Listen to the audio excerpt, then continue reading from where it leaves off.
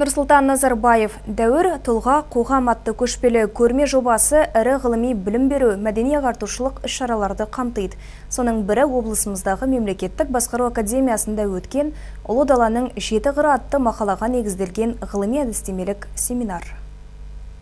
Жергілікті басқару органдарының басшылары мен қызметкерлеріне арналған семинар лайбрари практикум үлгісінде өтті. Яғни кітаптан алынған тәжірибені қоғаммен бөлісу, ақпарат таратуда ашықтыққа үйрету. Негізгі мақсаты құжаттар мен оның ішінде мемлекеттік құжаттармен жұмыс істеуге үйрету. Алғашқы үлгісі ретінде Нұрсұлтан Назарбаевтың Ұлы даланың 7 қыры мақаласын негізге алған. Онда аталған 7 түрлі ойдың қоғам өмірінде көрініс табуын талқылауға салды. Мақала авторы атап өткен мәселелер бүгінде өңірлерде қалай шешімін тауып жатқандығына да назар аударды. Ұлы даланың 7 қыры мақаласында көтерілген мәселелерге қатысты аламыз.